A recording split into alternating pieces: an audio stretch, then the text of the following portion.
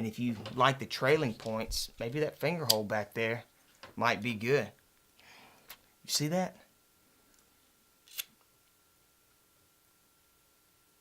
I'm not bleeding, but holy crap.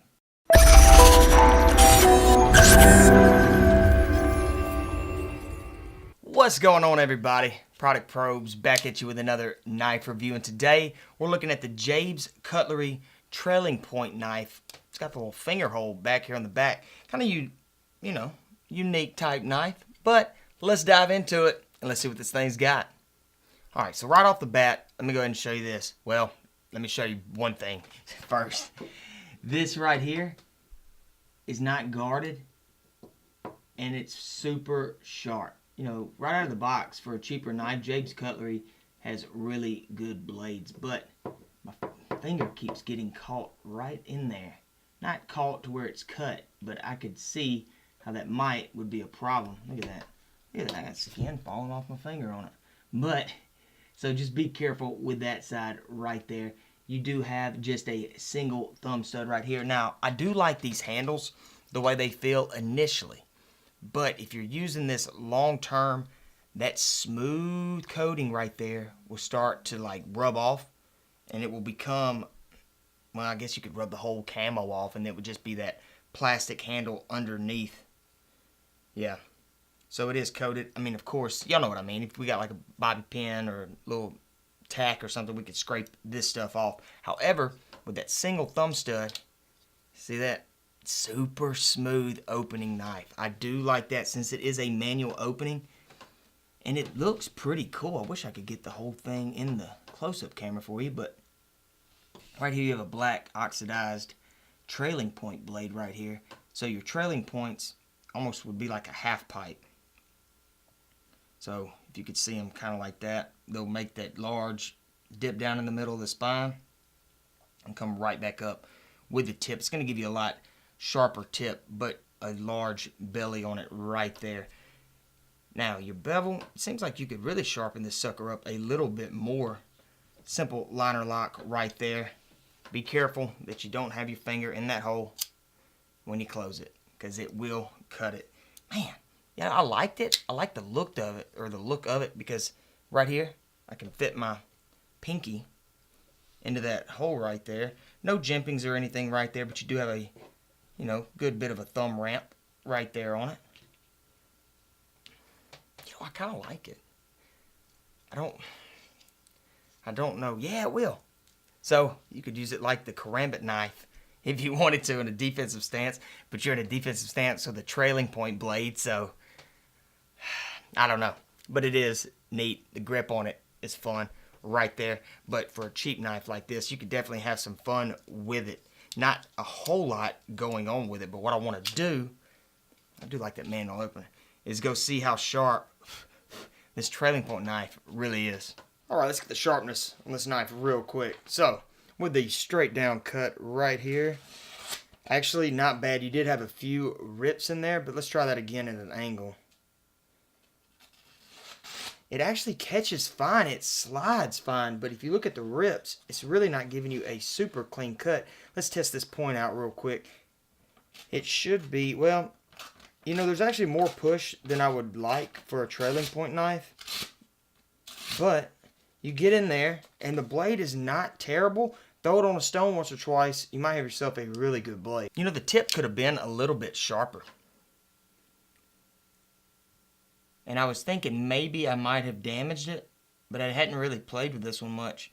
But, with that cheaper steel like this, they're mass produced, bam, bam, bam. That's why I see a lot of, imperfections in the paint and the coatings and things like that. And right here with the blade, I don't see any chips in the blade, but right up here, it just looks like it's, I don't even know if y'all can see it.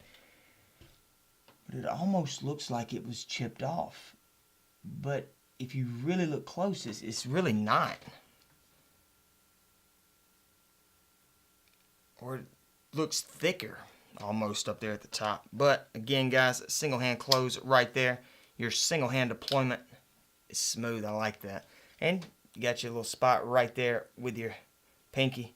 Large enough handle to where you can get all 4 fingers on it if you need to. Do what you got to do. Let's see. Yeah, it actually does give you a lot better control of the knife if you work in detail work and stuff. That finger hole, I like it. You see a lot of them on the karambits, but on a trailing point camo knife, it's pretty unique.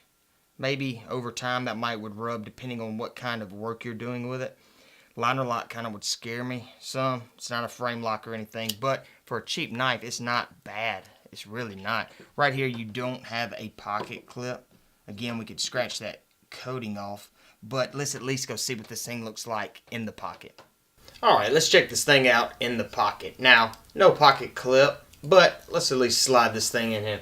Now, I will say that if you are going to slide this in your pocket, make sure, well, let's double check. This is just, yeah, that's what I was thinking. It's going to catch on that big, well, thumb stud right there. So if you do it, make sure that it is facing in, to your person right here. So slide it in. The print, I mean, you can definitely see that, but it's really not as bad as you would think. Still fit your hands in your pocket. Do whatever you got to do. Let's see the pull out. Not too bad with that coating on this handle right here. So, thumb stud, open it up, and you are good to go. Yeah, it is a larger knife, so you can have a good bit of print in there. And I actually like it without the pocket clip. If it had one on there, it would get in the way of having this really fit well in your, the palm of your hand. So I see why they didn't add it. It felt super lightweight. That close is smooth. And that opening, though, is really smooth. But right then, I was going to say that the close is not as smooth, but then it was. So, anyway, that's something. But I tell you what we'll do. Let's go ahead. Let's get the weight and measurements of this knife. Alright, let's see what this thing measures out to be. 5 inches closed right there. With a 3 1/4 inch blade. Overall length is going to be 8 inches. So let's see how much this thing weighs. Okay, I was thinking it was at least going to be 4, so 3.8. Let's see, make sure it does it. Yeah, 3.88. So, pretty lightweight. That's due to that, all plastic handle right there. Of course, your stainless steel guts on it. And where they've taken out some of the weight there. But it's really not a terrible knife now, guys. Now, what I mean by that is because of the price. You could throw this up against a more expensive knife and it would get whipped all day long in every category. However, for a cheaper knife like this, it's unique. And if you like the trailing points, maybe that finger hole back there might be good. You see that?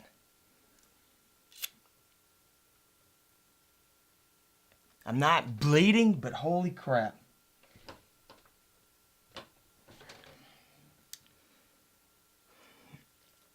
No, I can't pass it. Even for a cheaper knife, you got to be careful with that. Because that's, I was getting my finger kind of rubbed against it, and that time it actually cut.